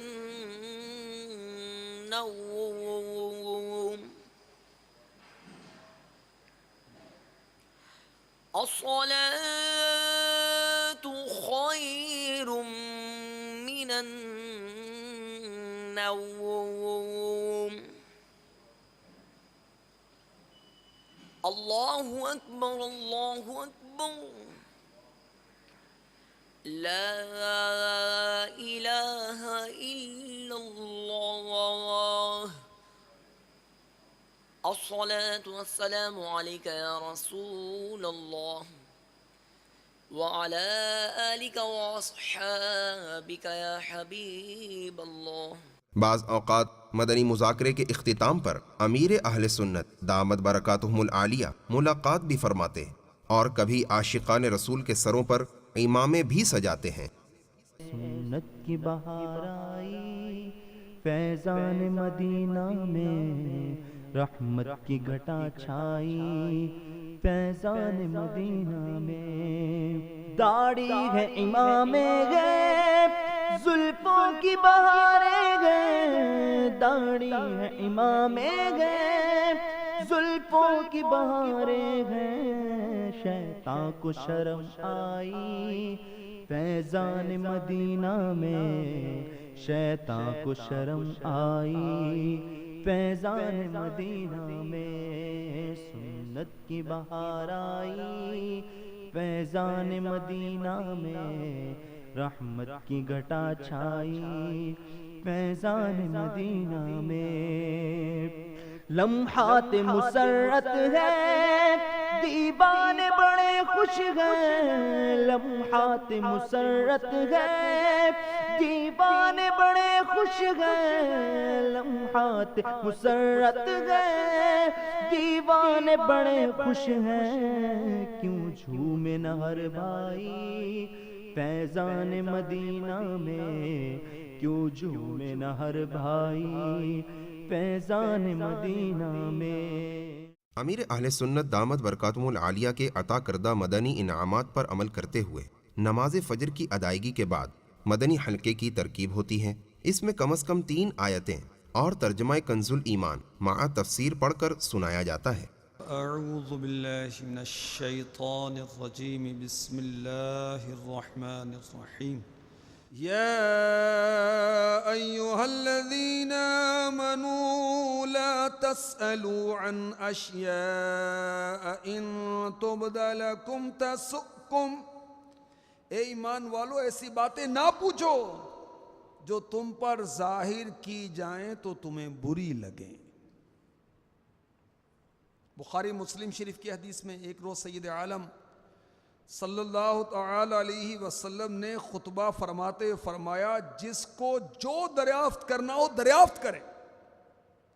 حضرت عبداللہ بن حذافہ سہمی رضی اللہ تعالی عنہ نے کھڑے ہو کر دریافت کیا، میرا باپ کون ہے؟ فرمایا حذافہ۔ پھر فرمایا اور پوچھو۔ حضرت عمر رضی اللہ تعالی عنہ نے اٹھ کر اقرار و ایمان و رسالت کے ساتھ معذرت پیش کی۔ ابن شہاب کی روایت میں ہے کہ عبداللہ بن حذافہ کی والدہ نے ان سے شکایت کی، کہا کہ تو بہت نالائق بیٹا ہے، تجھے کیا معلوم کہ زمانہ جاہلیت کی عورتوں کا کیا حال تھا، خدا نہ خواستہ تیری ماں سے کوئی قصور ہوا ہوتا تو آج وہ کیسی رسوا ہوتی۔ اس پر عبداللہ بن حذافہ نے کیا کہا سنیے، کہا اگر حضور صلی اللہ تعالی علیہ وسلم کسی حبشی غلام کو میرا باپ کہہ دیتے تو میں یقین کے ساتھ مان لیتا۔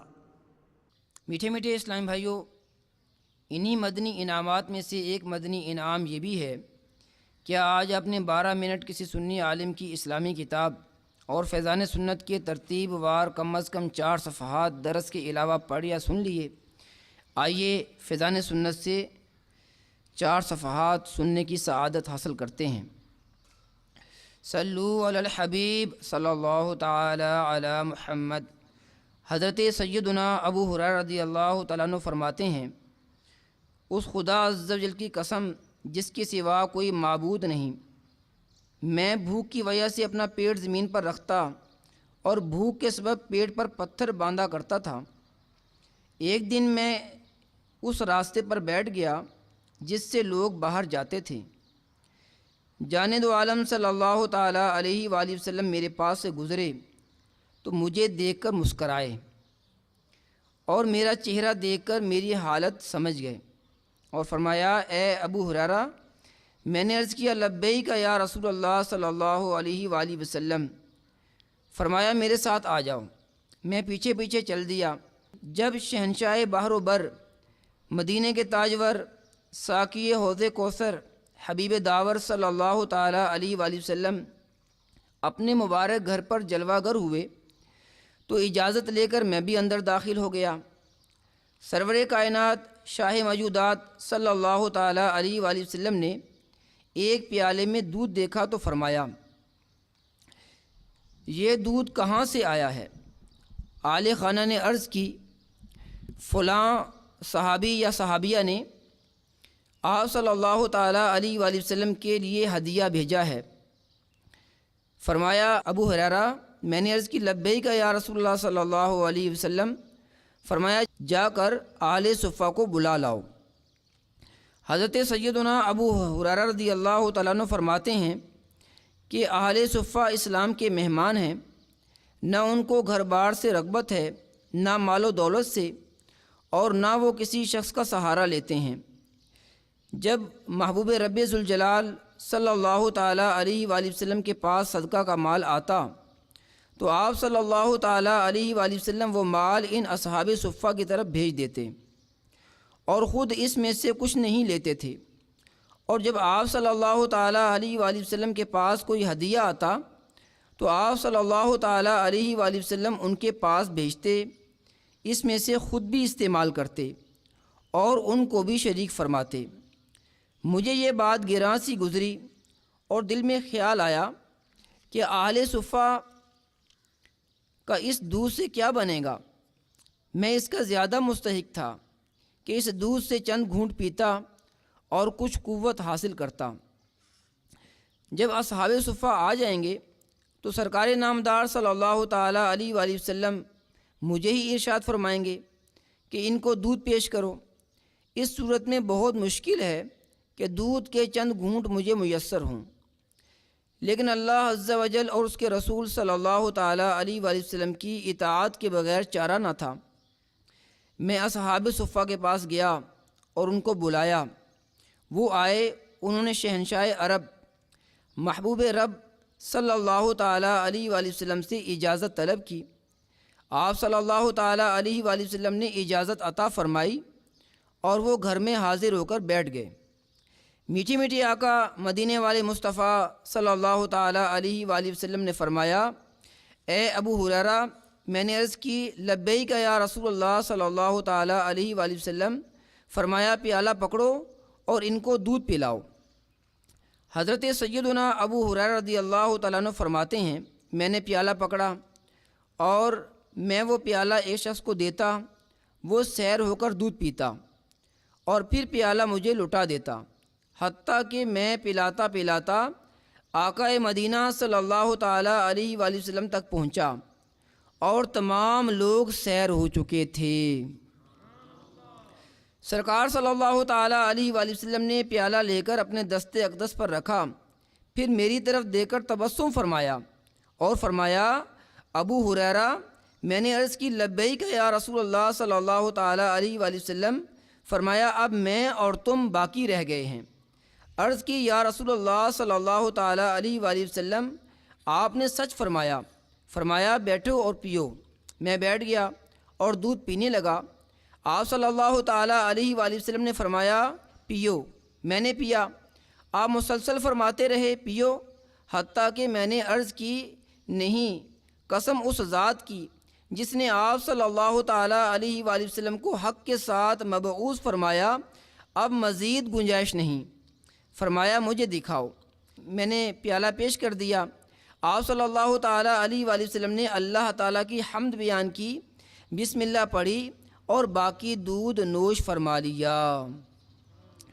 الحمدللہ عز و جل، یہ سرکار مکہ مکرمہ تاجدار مدینہ منورہ صلی اللہ تعالیٰ علیہ وآلہ وسلم کا عظیم معجزہ ہے کہ تمام یعنی 70 اہل صفہ علیہم رضوان مل کر بھی دودھ کا ایک پیالہ پورا نہ پی سکے۔ میرے آقا اعلیٰ حضرت رحمۃ اللہ تعالیٰ علیہ اس ایمان افروز واقعہ کی جانب اشارہ کرتے ہوئے عرض گزار ہیں، کیوں جناب ابو ہریرہ تھا وہ کیسا جامع شیر جس سے 70 صاحبوں کا دودھ سے منہ پھر گیا۔ یا الہی رحم فرما مصطفیٰ کے واسطے، یا رسول اللہ کرم کیجئے خدا کے واسطے۔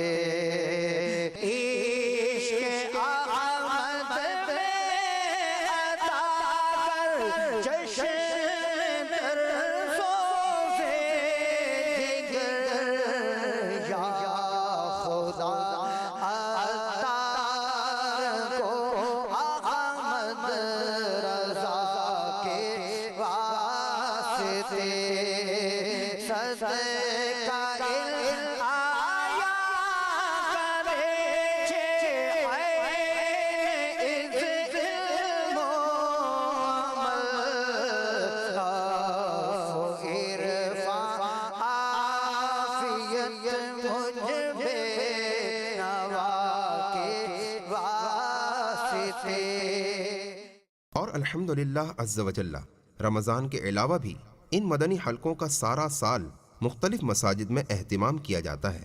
عمل کا ہو جذبہ عطا یا الہی، دے شوق تلاوت، دے ذوق عبادت، رہوں با وضو میں صدا یا الہی، ہمیشہ نگاہوں کو اپنی جھکا کر کروں خاشعانہ دعا یا الہی۔ قرآن مجید پڑھنا اور پڑھانا عظیم سعادت ہے، بشرط یہ ہے کہ قرآن مجید کو اصول و قواعد کے مطابق پڑھا جائے۔ بحمد اللہ تعالی جہاں دعوت اسلامی کے تحت دنیا بھر میں مدنی منوں اور مدنی منیوں کو قرآن مجید تجوید کے اصولوں کے مطابق پڑھانے کے لیے مدرسۃ المدینہ کا قیام کیا گیا، وہیں بالغان و بالغات کے پڑھنے پڑھانے کے لیے کثیر مقامات پر مدرسۃ المدینہ بالغان و بالغات کا اہتمام کیا گیا ہے۔ اسی طرح اجتماعی اعتکاف میں بھی معتکفین اسلامی بھائیوں کے لیے قبل ظہر مدرسہ بالغان کی ترکیب ہوتی ہے، جہاں عشاق رمضان تجوید کے ساتھ قرآن مجید پڑھنے اور پڑھانے میں مصروف ہوتے ہیں۔ اللہ مجھے حافظ قرآن بنا دے، قرآن کے احکام پہ بھی مجھے کو چلا دے۔ عصر کی نماز سے افطار کے وقت تک معتکف روزے دار اسلامی بھائی اپنے رب عز و جل کے حضور گڑ گڑا کر دعائیں، التجائیں اور اپنی فریادیں پیش کرتے ہیں اور رو رو کر اپنے گناہوں کی بخشش طلب کرتے ہیں۔ گناہگار ہوں دوزخ کا یقین حقدار، گناہگار ہوں دوزخ کا یقین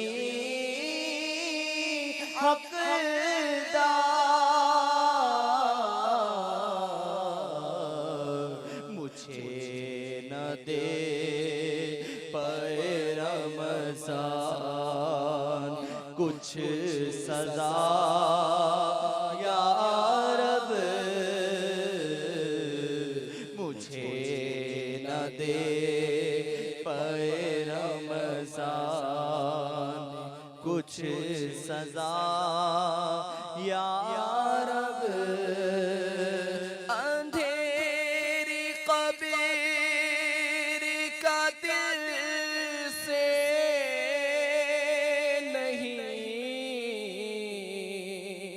نکلتا ڈر، اندھیری قبر کا دل سے نہیں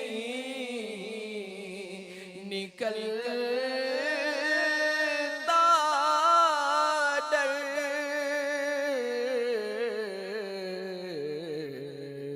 کروں گا کیا جو تو ناراض ہو گیا یا رب۔ مناجات افطار کے بعد بعض عاشقان رمضان پانی اور کھجور کے ساتھ روزہ افطار کرتے ہی نماز مغرب کی ادائیگی میں مصروف ہو جاتے ہیں۔ اللہ کا انعام ہے، فیضان رمضان ہے، فیضان رمضان ہے، فیضان رمضان ہے۔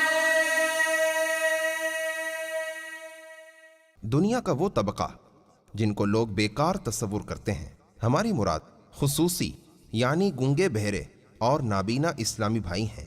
الحمدللہ عز و جل دعوت اسلامی کے تحت ان کی اصلاح کے لیے ایک مجلس بنام مجلس خصوصی اسلامی بھائی قائم ہے، جس کے تحت ان کی دینی و اخلاقی مدنی تربیت کی جاتی ہے۔ الحمدللہ عز و جل اجتماعی اعتکاف میں ایک ایمان افروز بات یہ بھی ہے کہ یہاں ان کے لیے بھی باقاعدہ اعتکاف کا سلسلہ ہوتا ہے، جس میں ان کی تربیت کی جاتی ہے۔ اللہ ہمیں کر دے عطا قفل مدینہ، ہر ایک مسلمان لے لگا قفل مدینہ۔ یا رب نہ ضرورت کے سوا کچھ کبھی بولوں، یا رب نہ ضرورت کے سوا کچھ کبھی بولوں، اللہ زبان کا ہو عطا قفل مدینہ۔ 20 رمضان المبارک بعد نماز عصر دنیا بھر میں دعوت اسلامی کے تحت مختلف مساجد میں معتکفین 10 روزہ اجتماعی اعتکاف کے لیے حاضر ہو جاتے ہیں۔ اللہ کا انعام ہے، فیضان رمضان ہے، فیضان رمضان ہے، فیضان رمضان ہے۔ نزول قرآن کی رات، نزول ملائکہ کی رات، سلامتی والی رات، جی ہاں شب قدر، جو 1000 مہینوں سے بہتر ہے۔ ہر عاشق رمضان شب قدر کا متلاشی ہوتا ہے۔ دعوت اسلامی کے تحت 27 رمضان کو دنیا بھر میں اجتماعات شب قدر کا انعقاد کیا جاتا ہے۔ تجھ پہ صدقے جاؤں رمضان تو عظیم الشان ہے، تجھ پہ صدقے جاؤں رمضان تو عظیم الشان ہے، کہ خدا نے تجھ میں ہی، کہ خدا نے تجھ میں ہی نازل کیا قرآن ہے۔ آ گیا رمضان ہے، آ گیا رمضان ہے، آ گیا رمضان ہے، آ گیا رمضان ہے۔ ابر رحمت چھا گیا ہے اور سما ہے نور نور، فضل رب سے مغفرت کا ہو گیا سامان ہے۔ ہر گھڑی رحمت بھری ہے، ہر طرف ہے برکتیں، ماہ رمضان رحمتوں، ماہ رمضان رحمتوں اور برکتوں کی کان ہے۔ آ گیا رمضان ہے، آ گیا رمضان ہے، آ گیا رمضان ہے، آ گیا رمضان ہے۔ اس رات عاشقان ماہ رمضان اس مبارک مہینے کو الوداع بھی کہتے ہیں۔ میٹھے میٹھے اسلامی بھائیوں اور مدنی چینل کے ناظرین، گویا ابھی کل ہی کی بات ہے کہ ایک شور اٹھا تھا کہ رمضان کا چاند نظر آ گیا۔ کیا بچہ، کیا بڑا، کیا جوان، کیا بوڑھا، سب کے دلوں میں خوشی کی لہر دوڑ گئی۔ سحری اور افطاری کی تیاریاں شروع ہو گئیں، روزے کا اہتمام کیا جانے لگا، نمازی مسجدوں کا رخ کرنے لگے، ہر طرف تلاوت قرآن کی آوازیں تراویح میں سنائی دینے لگیں، مسجدوں میں بہاریں آ گئیں، ہر طرف رونقیں ہی رونقیں ہو گئیں۔ دعوت اسلامی کے تحت کم و بیش 40 مقامات پر اس ملک میں 30 دن کا اعتکاف شروع ہو گیا۔ دیکھتے ہی دیکھتے عشرہ رحمت، یعنی وہ 10 دن جو رحمت کے لیے خاص کیے گئے، وہ رحمت کا دہا گزر گیا۔ پھر عشرہ مغفرت آیا، مغفرت کے پروانے بٹنے لگے۔ آن کی آن میں وہ بھی چلا گیا. پھر جہنم سے آزادی کا عشرہ آیا جو کہ رمضان المبارک کا آخری عشرہ. معتکفین کے ٹھٹ کے ٹھٹ جمع ہو گئے. دعوت اسلامی کے تحت کم و بیش 599 مساجد میں ملک میں اعتکاف کا سلسلہ شروع ہوا. 10 روزہ اعتکاف. تربیتیں ہونے لگی. رقت و سوز بھرے مناظر سامنے آنے لگے. رو رو کر معتکفین اپنے گناہوں سے توبہ کرنے لگے. سنتیں سیکھنے لگے. دعائیں یاد کرنے لگے. دیکھتے ہی دیکھتے اس جہنم سے آزادی کے عشرے کی 27ویں رات آ گئی. اب ماہ رمضان ہم سے رخصت چاہتا. ماہ رمضان کی آمد ہمیں خوشیوں کا سامان فراہم کرتی ہے، جبکہ ماہ رمضان کی رخصت دلوں کو غمزدہ کر دیتی ہے. کہ ماہ رمضان میں اعمال کا اجر بڑھا دیا جاتا ہے. نفل کا ثواب فرض کے برابر، فرض کا ثواب 70 گنا، اور دیگر نیکیوں کا بھی اسی طرح وہ اجر بڑھا دیا جاتا ہے. اور ہر گھڑی میں مغفرتیں ہوتی رہتی ہیں. اور اس عشرہ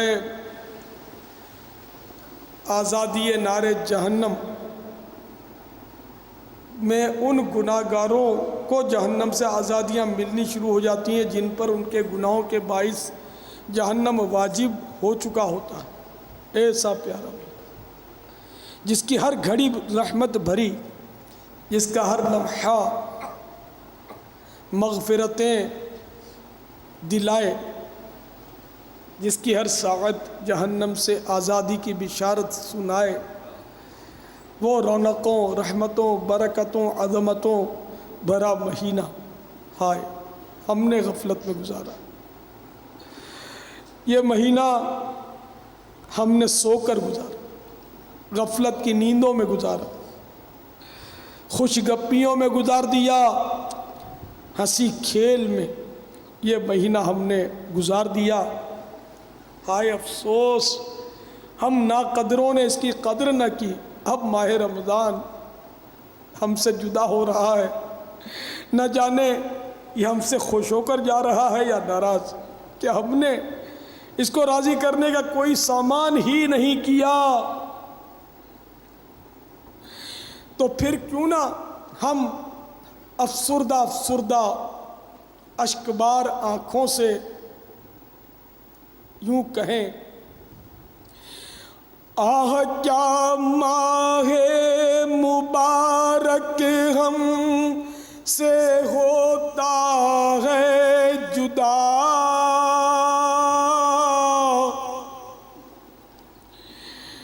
آہ کیسا منبع برکات دنیا سے چلا، آہ جب اس میں نہیں ہم سے ہوئی طاعت ادا،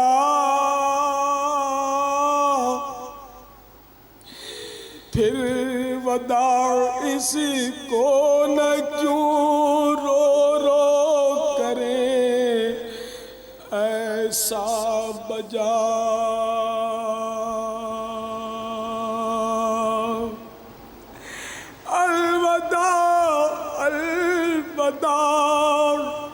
اے ماہ غفران الوداع، حسرتا و حسرتا اے ماہ رمضان الوداع.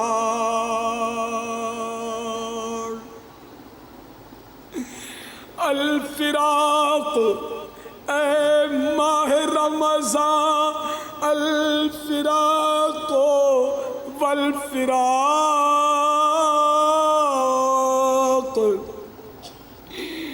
تیری فرقت اور جدائی ہے نہایت ہم پہ شاق،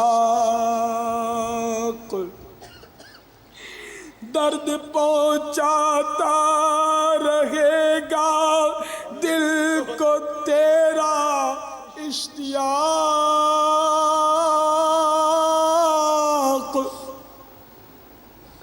تجھ سے پھر ملنے کا ہوگا یا نہ ہوگا اتفاق، حسرتا حسرتا اے ماہ رمضان الوداع،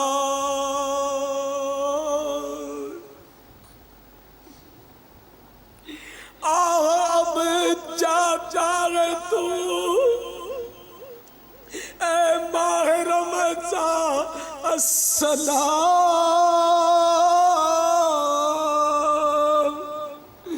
کاش پھر لاوے تجھے دنیا میں جب رب الانام،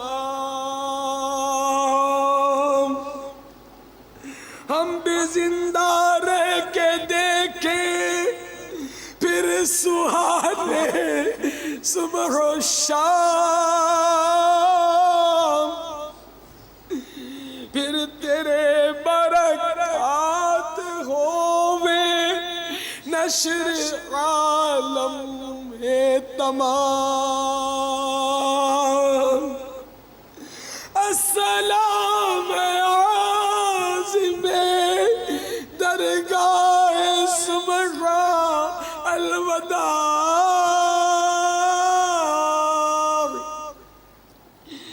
حسرتا حسرتا اے ماہ رمضان الوداع۔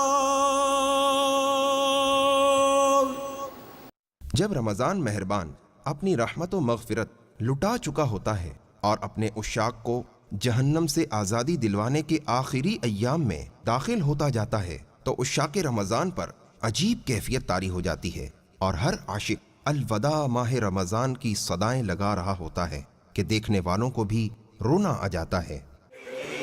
زندگی کا بھروسہ کیا میری زندگی بھروسہ، الوداع الوداع ماہ رمضان، واسطہ تجھ کو میٹھے نبی کا، حشر میں ہم کو مت بھول جانا۔ یہاں پہ بہت ساری آیتیں سیکھی، نمازوں کی پابندی ہو گئی، انشاءاللہ قافلے کی بھی نیت کری۔ پہلے والے میں اور ابھی والے میں کیا فرق ہے؟ کیا نام ہے آپ کا؟ ناظم اتاری۔ پہلے کے ناظم میں اور ابھی کے ناظم میں کیا فرق ہے؟ بہت فرق ہے۔ کیا ہے؟ اب کی دفعہ انشاءاللہ گھر جا کے ذہن بنایا ہے کہ نمازیں پڑھیں گے اور پیر و مرشد کے سائے میں رہیں گے، دنیا میں پھر رہے ہیں باپا کے ساتھ، اللہ کرے ہم باپا کے ساتھ جنت میں بھی اکٹھے رہیں۔ محمد قاسم اتاری۔ پہلے کے قاسم میں اور ابھی کے قاسم میں کیا فرق ہے؟ بہت فرق ہے۔ کیا فرق پڑا بتائیے؟ بہت کچھ سیکھا پاؤ گے، بس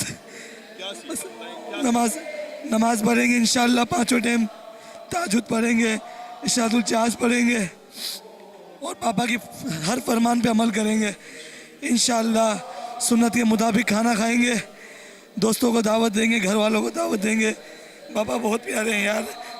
یہاں پہ آ کے میں نے بہت کچھ سیکھا اور بہت یعنی کہ دین کی معلومات ہوئی مجھے، کس طرح نماز کے فرائض احکام وغیرہ میں نے سیکھے، الحمدللہ میری کوشش یہ ہے کہ اب انشاءاللہ تعالی نماز کی پابندی کرتا رہوں گا انشاءاللہ، اور دوسرے اسلامی بھائی کو نیکی کی دعوت عام کرتا رہوں گا۔ گناہوں سے توبہ کی ہے، پہلے بہت گناہ کرتا تھا، ہم باپا کے بیان کی برکت سے بہت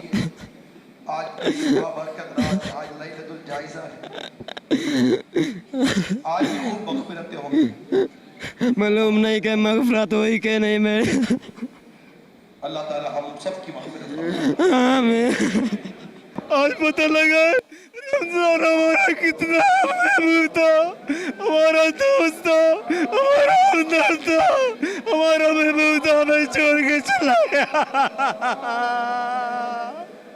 میرے بابا کے یہ تو کرو،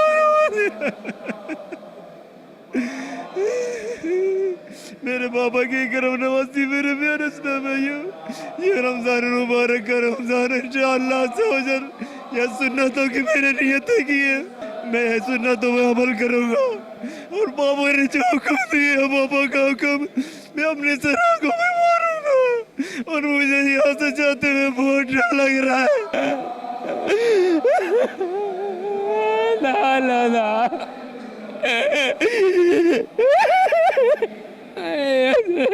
تار خراب کر دو تار۔